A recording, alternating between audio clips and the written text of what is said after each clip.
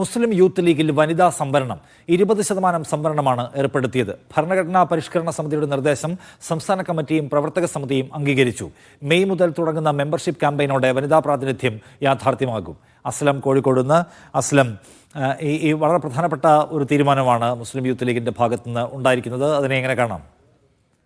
വനിതാ സംവരണം എന്ന് പറയുന്ന യൂത്ത് ലീഗിൽ നേരത്തെ തന്നെ ചർച്ചയായിട്ടുണ്ട്, നിർദ്ദേശങ്ങൾ വരികയും ചെയ്തിട്ടുണ്ട്. ഇപ്പോൾ അതിൻ്റെ എല്ലാ നടപടിക്രമങ്ങളും പൂർത്തിയായിക്കൊണ്ട് സംഘടനാ തലത്തിൽ അത് അംഗീകാരമായിരിക്കുന്നു. ഭരണഘടനാ പരിഷ്കരണത്തിന് വേണ്ടി നിയോഗിച്ച സമിതി അത് നിർദ്ദേശം വെച്ചു. സംസ്ഥാന കമ്മിറ്റിയും വർക്കിംഗ് കമ്മിറ്റിയൊക്കെ തന്നെയും ഇതെല്ലാം അംഗീകരിച്ചു. ഇപ്പോൾ അവരുടെ ഭരണഘടനാപരമായ ഭേദഗതിയെല്ലാം അംഗീകരിച്ചുകൊണ്ട് യാഥാർത്ഥ്യമായിരിക്കുന്നു. 20% സംവരണം ഉണ്ടാവുക. അത് പ്രാദേശിക തലം മുതൽ സംസ്ഥാന ദേശീയ തലത്തിൽ മുഴുവൻ ഉണ്ടാവും. ഭാരവാഹികളുടെ തെരഞ്ഞെടുപ്പിൽ ഉൾപ്പെടെ 20% സംവരണം ഉണ്ടാകുമെന്നാണ് അറിയിച്ചിരിക്കുന്നത്. സ്വാഭാവികമായിട്ടും നേരത്തെ വനിതാ സംവരണം ഇല്ലാത്തൊരു സാഹചര്യത്തിൽ അത് വലിയ തോതിലുള്ള MSF-ലാണെങ്കിലും ഹരിത എന്നർത്ഥത്തിൽ പ്രത്യേക സംഘടന രൂപീകരിച്ചായിരുന്നു പ്രവർത്തനം.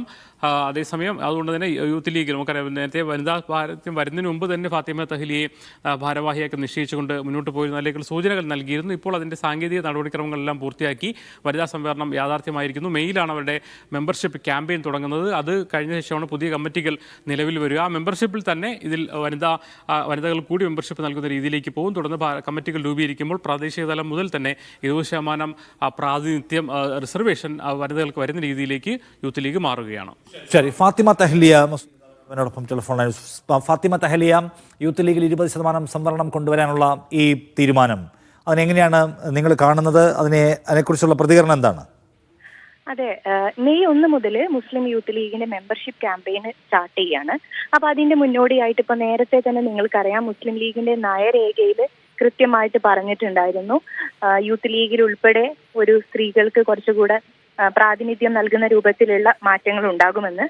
അപ്പം അതിന്റെയൊക്കെ അടിസ്ഥാനത്തിലാണ് ഇപ്പം ഈ മെമ്പർഷിപ്പോട് കൂടിയിട്ട് നമ്മൾ സംഘടനാ തലത്തിൽ അവർക്ക് 20% പ്രാതിനിധ്യം എന്നുള്ള രൂപത്തിൽ നമ്മുടെ ഭരണഘടന പരിഷ്കരിച്ചിട്ടുള്ളത്. കഴിഞ്ഞ ദിവസം ഞങ്ങളുടെ കൗൺസിൽ ഉണ്ടായിരുന്നു. കൗൺസിൽ ഞങ്ങളുടെ ഭരണഘടനയുടെ ഭേദഗതി അപ്രൂവ് ചെയ്തതോട് കൂടിയിട്ട് അത് പ്രാബല്യത്തിൽ വന്നിട്ടുണ്ട്. ശരി, അത് ഒരു ചരിത്രപരവും വിപ്ലവപരവുമായ തീരുമാനം നിലയ്ക്ക് വിശേഷിപ്പിക്കുന്നുണ്ടോ അതിനെ? തീർച്ചയായിട്ടും. അത് യൂത്ത് ലീഗിൽ നിങ്ങൾക്കറിയാം, കഴിഞ്ഞ തവണയൊക്കെ നമ്മൾ മെമ്പർഷിപ്പിന്റെ ഭാഗമായിട്ട് യുവതികൾക്ക് മെമ്പർഷിപ്പ് നൽകിയിരുന്നു. പക്ഷേ ഭാരവാഹിത്വത്തിലേക്ക് വരുമ്പം 20% നിർബന്ധമായിട്ടും പെൺകുട്ടികൾക്ക് സംവരണം ചെയ്യണം എന്നുള്ള രൂപത്തിലാണ് പുതിയ ഭേദഗതി കൊണ്ടുവന്നിട്ടുള്ളത്. അത് തീർച്ചയായിട്ടും ഞങ്ങളെ സംബന്ധിച്ചിടത്തോളം പാർട്ടിയുടെ ഉള്ളിൽ പ്രവർത്തിക്കുന്ന പെൺകുട്ടികൾ എന്നുള്ള രൂപത്തിൽ കൂടുതൽ ഞങ്ങൾക്ക് പാർട്ടിയിൽ അവസരം നൽകുന്ന കാര്യമാണ്. ആ രൂപത്തിലൊക്കെ സാമൂഹികപരമായിട്ടുള്ള ഞങ്ങളുടെയൊക്കെ പ്രാതിനിധ്യം ഉറപ്പുവരുത്താൻ ഇത്തരത്തിലുള്ള സംവരണത്തിലൂടെ സാധിക്കുമെന്ന് തന്നെയാണ് ഞങ്ങൾ വിശ്വസിക്കുന്നത്. മൊത്തത്തിൽ മുസ്ലിം യൂത്ത് ലീഗിന്റെ MSF-ന്റെ ഇതിൻ്റെയൊക്കെ പ്രവർത്തന സംസ്കാരത്തിനകത്ത് വളരെ ശ്രദ്ധേയമായ ചില മാറ്റങ്ങൾ വരുന്നതിന്റെ ഭാഗമായി ഇതിനെ എടുക്കാമോ ഫാത്തിമ? എന്താ സംശയം? തീർച്ചയായിട്ടും അങ്ങനെ തന്നെയാണ്.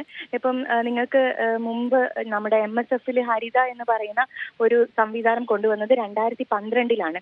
അതിനുശേഷമുള്ള ലീഗിന്റെ അല്ലെങ്കിൽ MSF-ന്റെ ഒക്കെ പ്രവർത്തനം പരിശോധിച്ച് നോക്കിയാൽ കൃത്യമായിട്ടുള്ള അടയാളപ്പെടുത്തലുകൾ നിങ്ങൾക്ക് കാണാൻ പറ്റും. ഇപ്പൊ ഞങ്ങളെ സംബന്ധിച്ചിടത്തോളം MSF ഒക്കെ കാലിക്കറ്റ് യൂണിവേഴ്സിറ്റി യൂണിയൻ പിടിച്ചടക്കുന്നത് ഹരിതയുടെ രൂപീകരണത്തിന് ശേഷമാണ്.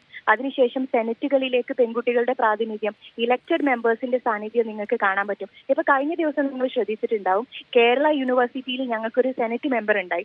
അപ്പൊ ഇതിന്റെ ഒക്കെ ഒരു കാരണം എന്ന് പറയുന്നത് ഞങ്ങള് MSF-ൽ ഹരിത എന്ന് പറയുന്ന ഒരു സംവിധാനം വന്നതോട് കൂടിയിട്ട് ഇത്തരത്തിൽ പെൺകുട്ടികളെ പ്ലേസ് ചെയ്യാനും അവരെ കൂടുതലായിട്ട് രാഷ്ട്രീയ മേഖലയിലേക്ക് കൊണ്ടുവരാനും സാധിച്ചു എന്നുള്ളതാണ്.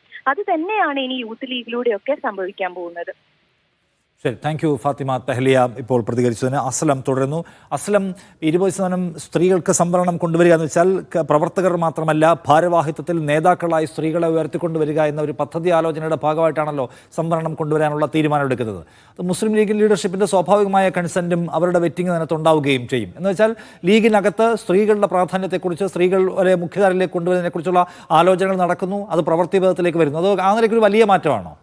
തീർച്ചയായും നേരത്തെ ഫാത്തിമ സൂചിപ്പിച്ച പോലെ ഹരിതയുടെ രൂപീകരണമാണ് ഒരുപക്ഷെ പാർട്ടിക്ക് അകത്ത് ആ അർത്ഥത്തിലുള്ള വനിതാ നേതാക്കളെ വളർത്തിക്കൊണ്ടുവരുന്നത്. അവരുടെ സാന്നിധ്യം പാർട്ടിയുടെ വളർച്ചയ്ക്കും അതോടൊപ്പം തന്നെ വ്യത്യസ്ത മേഖലയിലേക്കുള്ള ആൾക്കാരെ അല്ലെങ്കിൽ ആ വളർച്ചയ്ക്ക് ഗുണകരമാകും എന്നുള്ളൊരു തിരിച്ചറിവും പാർട്ടിയുടെ തന്നെ വക്താക്കളായ വനിതാ നേതാക്കൾ മാറുന്നൊരു സാഹചര്യമൊക്കെ ഹരിത വിവാദ കാലത്ത് കണ്ടതാണ്. ഒരുപക്ഷെ ഒരു വിവാദമായി മാറിയെങ്കിൽ പോലും മുസ്ലിം ലീഗ് നേതൃത്വം ഈ വനിതാ നേതാക്കളെ ഒപ്പം നിർത്തിക്കൊണ്ട് പോകുന്നൊരു കാഴ്ച നമ്മൾ കണ്ടതാണ്. അതിൻ്റെ സ്വാഭാവികമായ തുടർച്ച MSF നിന്നും തുടർച്ച യൂത്ത് ലീഗിലേക്ക് വരുന്നു എന്നോണം കരുതാൻ. ഈ ഒരു ഭാരവാഹിത്വം അല്ലെങ്കിൽ ഭാരവാഹിത്വത്തിൽ റിസർവേഷൻ കൊടുക്കുന്നതിന് മുമ്പ് തന്നെയാണ് ഫാത്തിമ തഹ്ലിയെ ഭാരവാഹിയാക്കിക്കൊണ്ട് ചില സൂചനകൾ നൽകിയിരുന്നു. ഇനി എല്ലാ പ്രാദേശിക മുതലുള്ള എല്ലാ കമ്മിറ്റികളിലേക്കും ഭാരവാഹികളായി 20% വനിതകൾ വരുന്നതോടെ കുറച്ചുകൂടി യൂത്ത് ലീഗിൽ വനിതകളുടെ പ്രാതിനിധ്യം ഉണ്ടാവും. സ്വാഭാവികമായും പരിപാടികൾ നയപരിപാടികൾ കാണുമ്പോൾ അത്തരത്തിലുള്ള ഇടപെടലുകൾ കാണുമ്പോഴൊക്കെ തന്നെ ഈ വനിതകളുടെ ആവശ്യവുമായി ബന്ധപ്പെട്ടും വനിതാ പ്രശ്നങ്ങളൊക്കെ തന്നെയും സ്വാഭാവികമായിട്ട് യൂത്ത് ലീഗിൻ്റെ ഒരു അജണ്ടകളായി മാറി വരികയും ചെയ്യും. ആ അർത്ഥത്തിൽ ഒരു മാറ്റം ഉണ്ടാവും. ലീഗിൻ്റെ നയപരിപാടികളെ തന്നെ സ്വാധീനിക്കുന്ന തരത്തിലേക്ക് ഈ ഒരു വനിതാ പ്രാതിനിധ്യം മാറുമെന്നാണ്